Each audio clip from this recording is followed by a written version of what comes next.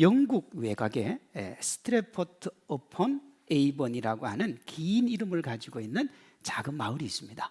아마 문학을 좋아하시는 분은 제가 지금 누구 얘기하는지를 알 거예요. 동네 규모도 작고 인구도 많지 않은 정말 말 그대로 작은 동네입니다. 그런데 이제 영국을 여행하는 사람들, 특히 문학을 사랑하거나 지망하는 사람들은 반드시 영국에 가면 여기를 들릅니다. 일부러 여기 들르는 사람도 있고요. 왜 그러냐 그러면 그 작은 마을에서 셰익스피어가 태어났기 때문에 그렇습니다. 그 마을에 그의 생가가 있는데 그가 쓰던 책상, 집기들이 잘 보존이 되어 있습니다. 이 셰익스피어로 인해서 정말 작은 마을이 세계인의 관심을 끄는 명소가 된 거예요. 오늘 본문의 베들레헴이 이와 유사합니다. 베들레헴은 누구도 알아주지 않는 정말 작은 마을이었습니다. 미가서 5장 2절은 그걸 이렇게 얘기해요. 베들레헴 에브라다야 너는 유다 족속 중에 가장 작다 그랬어요. 이 작고 이름 없는 베들레헴이 예수님의 탄생으로 이제는 누구나 알고 가보고 싶은 곳이 되었습니다.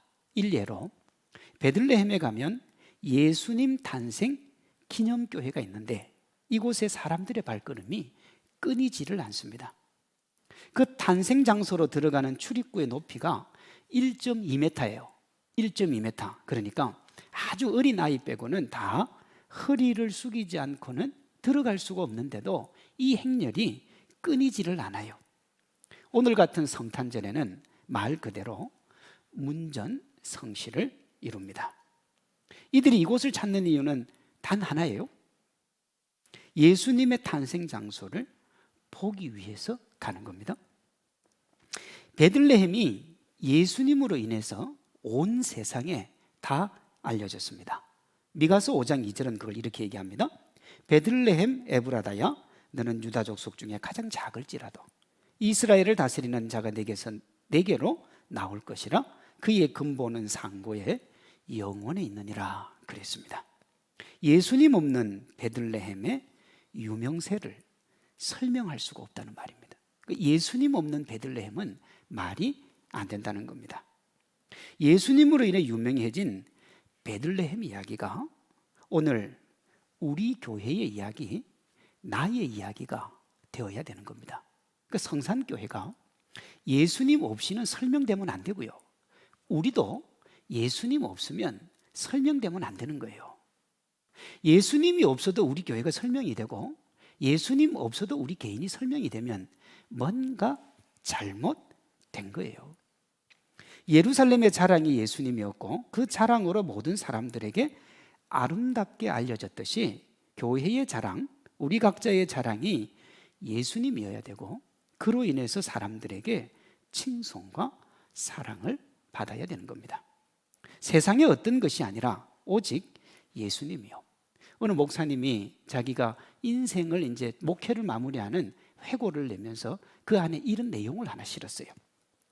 서울의 모 교회에서 교회론을 가르치면서 이 교회의 자랑거리가 무엇이냐고 물었어요. 이분이요. 그랬더니 성도들이 저희 교회는 장관이 출석합니다. 저희 교회는 국회의원이 출석합니다. 저희 교회는 어느 대기업의 회장이 출석합니다. 그러더랍니다. 성경 공부하는데 성도들한테 물었더니 성도들이 그걸 자랑하더라는 거예요. 목사님이 굳이 이것을 글로 적으신 이유는 교회 자랑이 세상의 것이 되면 안 된다는 얘기입니다. 우리의 자랑이 세상이 귀하게 여기는 어떤 것이 되면 안 된다는 거예요. 여러분, 교회는 예수님이 자랑거리가 되어야 돼요. 우리 각자 최고의 자랑이 예수님이 되어야 됩니다. 위의 교회처럼 교회의 자랑이 세상이 되면 여러분 사람들에게 손가락질 받습니다. 그렇지 않아요? 대부분 손가락질 받는 교회가 세상의 것을 자랑해서 그래요. 교회 개인의 자랑이 세상의 것이 되면 예수님과 반대라는 조롱을 받습니다. 내가 교회 갔더니 돈도 많고 명예도 없고 권세도 없다고 세상 사람들이 그럽니다. 어떻게 저 사람은 교회를 다니면서 저런 걸 자랑할까? 그렇게 이야기한다고요. 왜 이렇게 됩니까?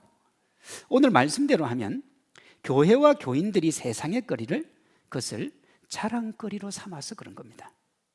예수님을 자랑하지 않아서 그래요. 예수님을 경배하는 곳이 교회인데 교회에 누가 없냐? 예수님이 없어요. 예수님을 경배하러 모였는데 뚜껑을 딱 열고 보니까 전부 자기를 경배하고 있는 거예요.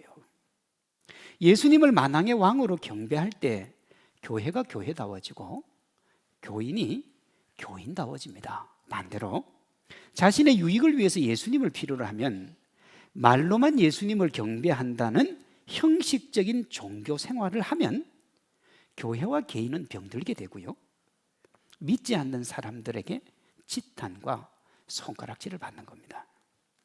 예수님 이름 없는 베들레헴이 유명했잖아요. 예수님 이름 있어도 유명하고 없어도 유명해요, 지금 베들레헴은요. 그러나 계속 그 중심에 예수님이 있을 때 진정으로 의미 있는 베들레헴이 되고, 만약에 그 교회가 사람들의 관광 수입으로 유명해지기 시작하면 그것은 별 의미가 없어지는 게 되는 겁니다. 그러니 여러분, 베들레헴이 예수님 때문에 유명하지만 또 누구 때문에 유명해져야 되냐? 예수님을 대하는 사람들의 태도도 엄청나게 중요한 겁니다. 예수님 그분으로 해서 교회가 아름답지만 예수님을 믿는 사람들이 또 어떻게 예수님을 대하느냐에 따라서도 교회가 더 멋져지고 아름다워질 수 있는 거지요. 예수님을 경배하는 진정성이요. 오늘 본문 1절 18절에 예수님을 경배하는 두 부류가 나옵니다. 한 부류는 1절에 나오는 동방으로부터 온 박사들이요. 2절에 보면 그들이 유대인의 왕에게 경배하러 왔다 그래요. 유대인의 왕으로 나신 이가 어디 계시냐? 우리가 동방에서 그의 별을 보고 그에게 경배하러 왔노라. 그러면 이들이 말하는 경배의 의미가 뭔가? 11절에 나옵니다. 집에 들어가 아기와 그의 어머니 마리아와 함께 있는 것을 보고 엎드려 아기께 경배하고 보배합을 열어 황금과 유황과 모략을 예물로 드리니라. 여러분, 그들은 아기 예수님께 무릎을 꿇었고 진심으로 예수님을 왕으로 인정했습니다. 그것이 아기에게 엎드려 경배하고 황금과 유황과 모략을 예물로 드린 겁니다.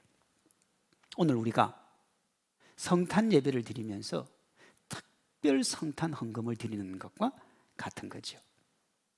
여러분, 동방 박사들이 동방을 떠나올 때는 그 별이 왕의 별이었습니다. 왕의 별. 그러니까 이 천문학을 보면서 보니까 왕의 별이었어요.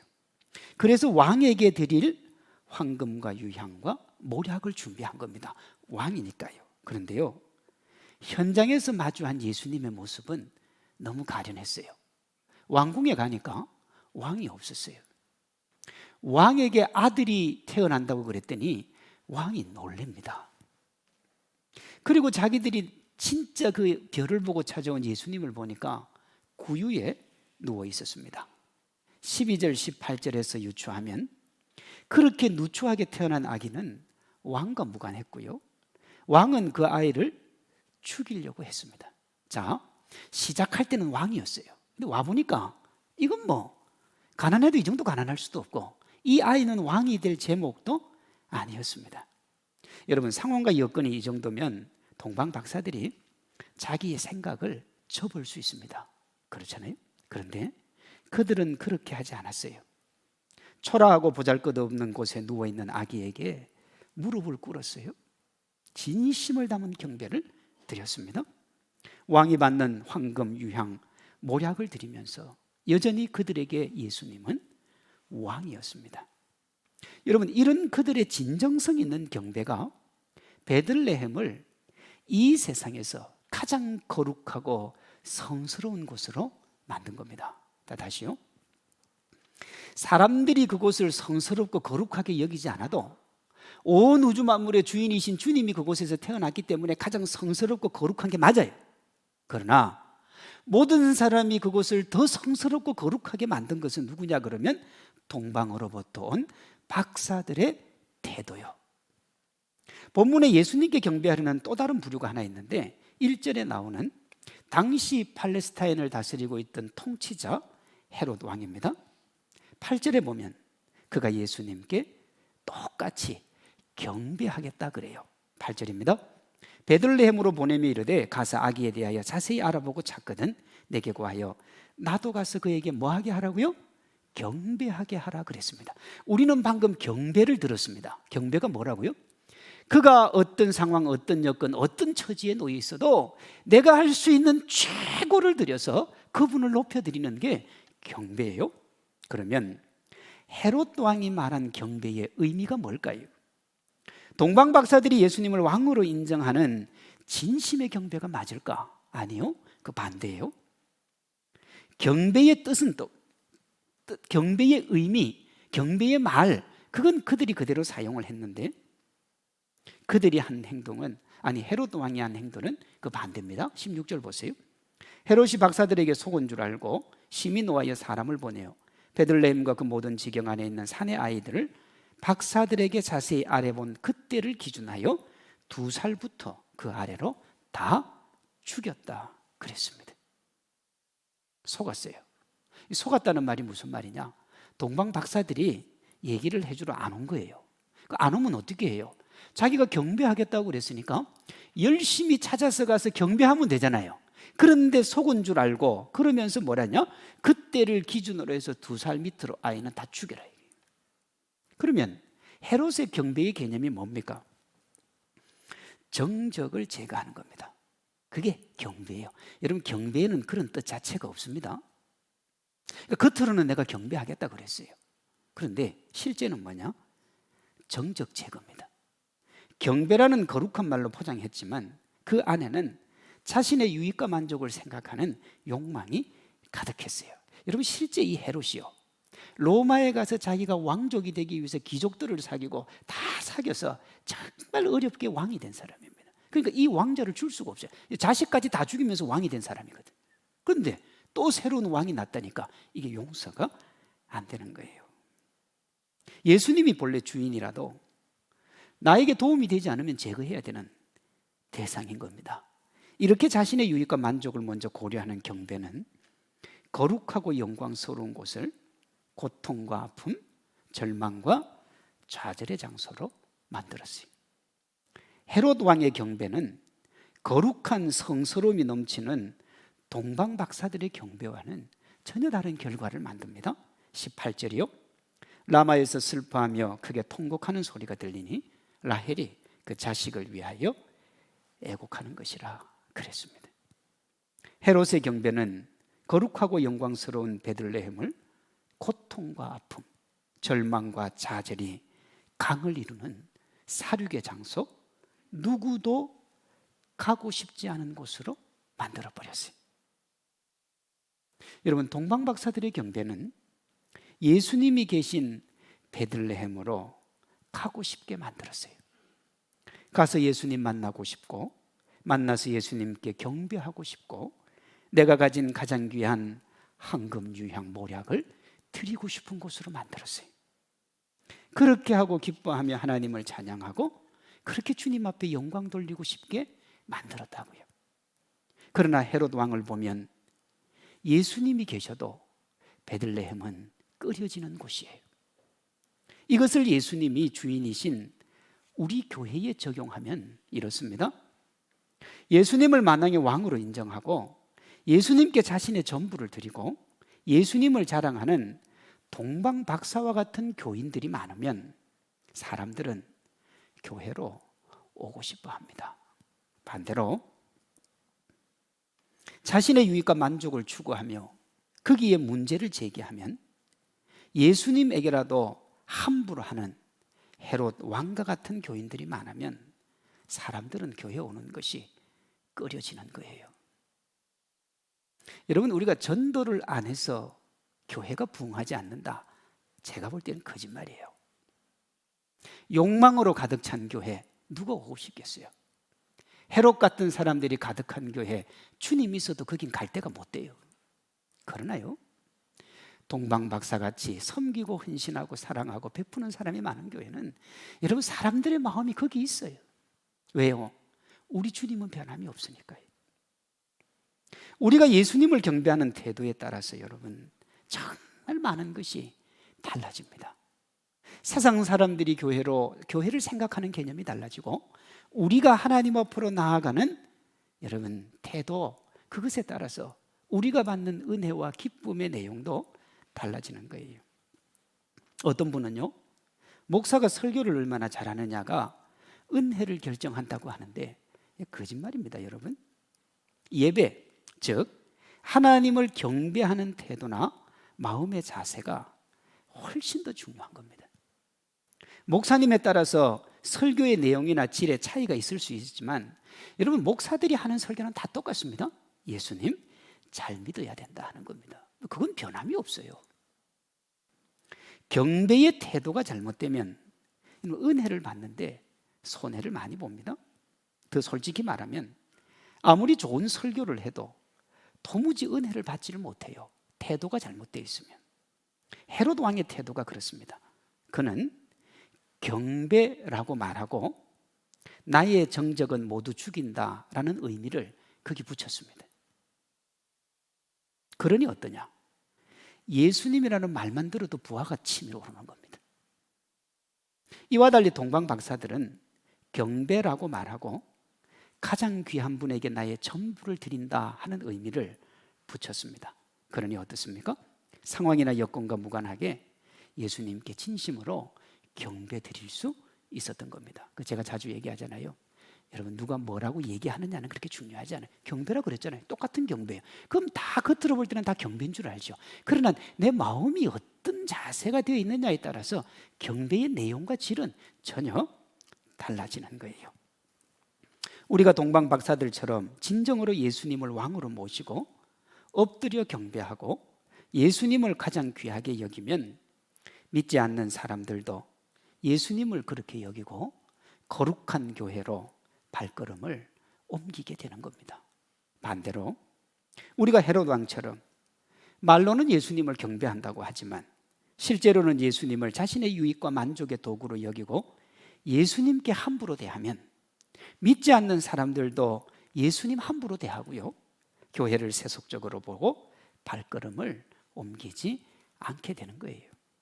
여러분, 경배한다는 뜻이 뭐냐 하면 존경하고 공손히 절하다 하는 의미입니다. 그게 경배예요, 여러분. 어디 헤롯의 모습 속에서 공손함이 있고 절함이 있습니까? 없어요. 우리 교회가 거룩한 베들레헴이 되느냐, 추함이 가득한 베들레헴이 되느냐는 여러분, 우리 각자에게 달려 있습니다. 다른 누군가가 아니에요. 진정으로 예수님을 왕으로 모시고 마음을 다한 경배를 예수님께 드리면 우리 교회는 누구나 오고 싶은 곳이 됩니다. 반대로 예수님을 자신의 이익 유무로 판단을 하면 차라리 존재하지 않는 것이 훨씬 더 좋은 곳이에요. 여러분, 교회는 그런 겁니다. 오늘 여러분, 어떻게 예수님께 예배드리고 어떻게 예수님께 경배하고 있습니까? 동방 박사들이 가졌던 경배입니까? 헤롯 왕이 가졌던 경배입니까? 황금과 유황과 모략이 의미하는 게 뭐냐? 드림입니다. 왕이신 하나님께 내가 하나님 그 기쁨의 드림이에요. 헤롯 왕은 뭡니까? 받는 겁니다. 예수님으로 인해서 내가 유익을 취하면 그는 괜찮은 사람이요, 내가 예수님 때문에 손해보면 예수님은 없어져야 될 존재예요. 나의 경배가 어떤 경배인지를 한번 깊이 고민해 보셔야 돼요. 그저 이 자리에 왔기 때문에 내가 하나님을 경배하고 있다는 착각이나 오만함을 버려야 된다, 이 말입니다. 별만 바라봄으로 예수님만 바라보고 엎드려 경배함으로 예수님을 자신의 전부로 고백하고 황금 유향 모략을 드림으로 예수님을 가장 귀하게 여긴 그 동방 박사들의 경배가 지금 우리 각자가 예수님께 드리는 그 경배가 되기를 소망합니다. 그래서 우리의 경배를 통하여 주님이 영광 받으시고 정말 우리가 오늘 드리는 이 성탄의 예배가 메리 크리스마스가 되고 하나님이 영광 받으시고 우리에게도 한없는 자비와 기쁨, 은혜와 축복이 가득한 그 성탄의 행복, 누리시기를 주님의 이름으로 축원합니다.